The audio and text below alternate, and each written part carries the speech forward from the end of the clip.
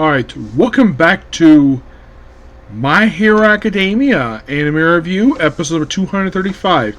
We're here reviewing the 11th episode of My Hero Academia Vigilantes, The Day Of, which adapts from pages 4 to 21 of chapter 21, the entirety of 22, and the first 13 pages of 23.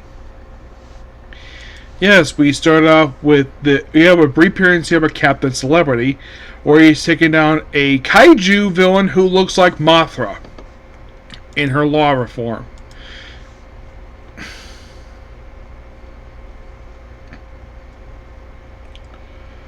Oh yeah, we also have flashback to the one who looks like basically Zilla. And after that, basically, Kenichi and Pop proceed to pay a visit to, well, we get to their little meeting room anyways.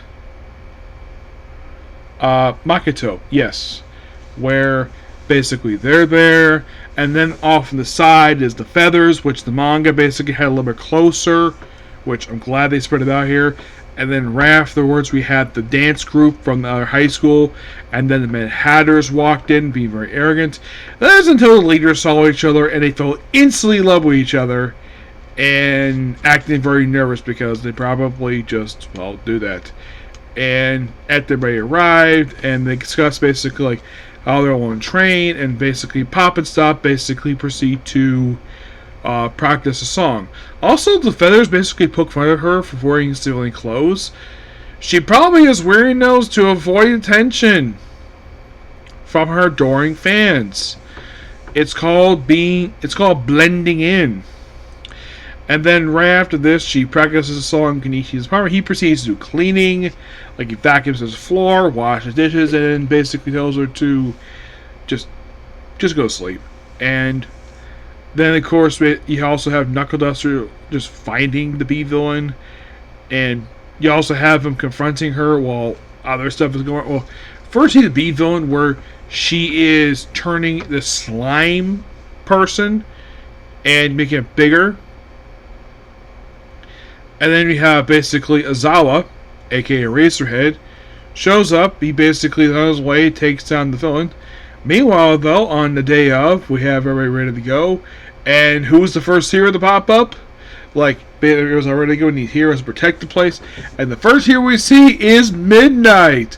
Once again, we actually have Elizabeth Maxwell reprising her role as his character from the parent series of My Hero Academia. First time we actually hear her voicing the character since the character died in the previous season of the show. I think she died in late season 6. It was sad we had to kill off this really important character, but it is so awesome. You get a chance to hear her voice debut, and it's so awesome the fact that she's back.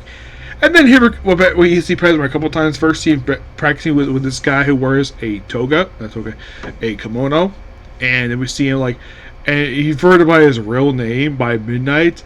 He's like, I'm Mike, or President Mike. Like, yeah, where's Zao? That leaves the whole stuff with Zao, which is funny. But welcome back, Elizabeth, to My Hero Academia. Yep. And let's see. And then when Azawa takes down the villain, then he proceeds to unleash much electricity that causes a blackout, which leads into Knuckle Duster getting into a fight with Queen Bee, where she's basically throwing her bees at him, having no effect, and also destroys the taser he was using, and of course chasing him down. Him chasing her down, and that's the episode. Overall, really good episode. Cannot wait for the next episode, which will premiere next week, which will be the penultimate episode of the season. Well, more like this core, because they did confirm early on it was going to be 2 cores, and now we have season 2 coming, which is awesome. Yep, so yeah, that's particularly a particular view. Please be sure to like, comment, subscribe to notifications. Next up, we have a comment corner, and it's on to Doctor Who. Yes, I'm going to talk about Doctor Who, okay? Bye.